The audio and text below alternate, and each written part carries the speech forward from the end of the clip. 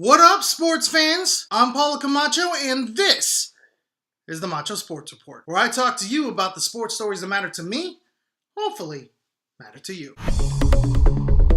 Alright, so far we've covered defensive line, defensive backfield, and quarterback. All would make fine choices to address immediate needs for the 49ers, with the 7th pick in the NFL draft. But there's still one area we haven't covered yet: offensive line. Makes sense, right? I mean, after all, O-line had major problems last year, allowing a total of 53 sacks to opposing defenders, tied for second in sacks allowed. Not a mark you're really aiming for as an offensive line. Sure, you can make the case that part of the problem was QB Colin Kaepernick and his ineffectiveness as a pocket passer. But nonetheless, allowing an average of 3.3 sacks per game is not conducive for, winning games and all. So I'm sure you can guess the prospect I'm about to talk about here.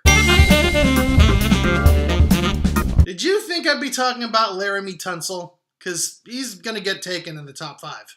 Stanley, on the other hand, is likely going to fall to the 49ers' arms. He's considered a top 3 offensive lineman with quality pass protection skills. His run blocking isn't half bad, something a run-heavy offense could use. He can play both sides of the line, at both left and right tackle, though his more natural position is protecting the blind side. And most of all, he would fill a vital need on offense that isn't named quarterback. If he does fall to the 49ers, here's a couple things to consider. 1.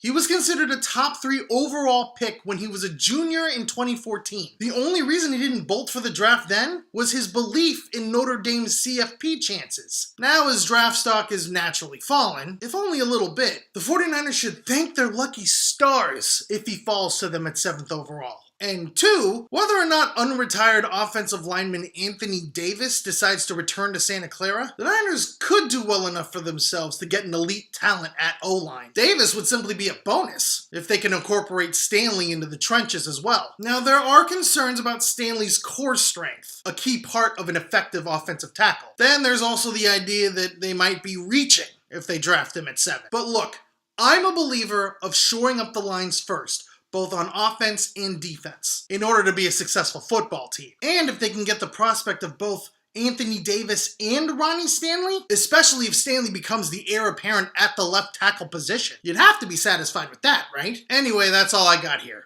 But what do you think? Would you go for shoring up the offensive line with the 7th overall pick? Why or why not? Leave your responses in the comments section below. I'm Paulo Camacho, and this has been the Macho Sports Report. Peace out, sports fans!